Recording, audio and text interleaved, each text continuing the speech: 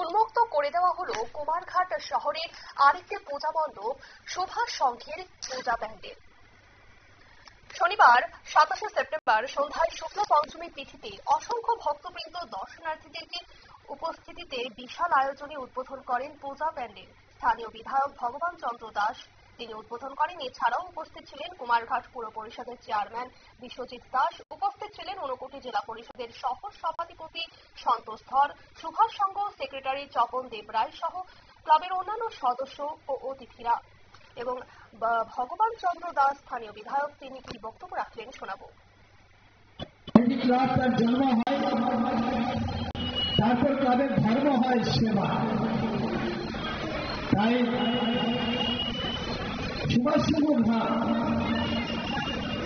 সেবা মনোভাব দিয়ে সুদীর্ঘ সময় ধরে অনেকগুলা বছর ধরে নিরলসভাবে এই ধরনের সেবামূলক মনোভাব নিয়ে কাজ করে যাচ্ছে।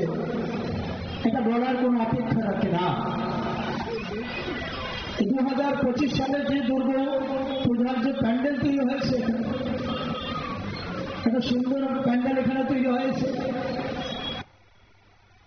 আপনারা শুনলেন বিধায়ক ভগবান চন্দ্র দাসের বক্তব্য। সুভাষ সংঘ ক্লাবের সুনাম রয়েছে বহু আগে থেকে। ক্লাব শুধু পূজাতেই সীমিত নয়, বিভিন্ন সামাজিক কাজে, রক্তদান শিবির, বন্যায় ক্ষতিগ্রস্তদের পাশে দাঁড়ানো থেকে শুরু করে সবকিছুতেই তারা সহযোগিতার হাত বাড়িয়ে দেয়, তার বলার অপেক্ষা রাখে না।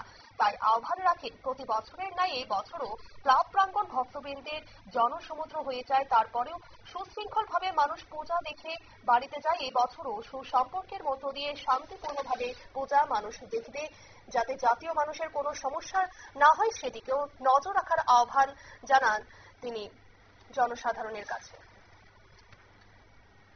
নিয়ে নিচ্ছে ছোট্ট একটি বিজ্ঞাপন বিরতি, সঙ্গে থাকুন।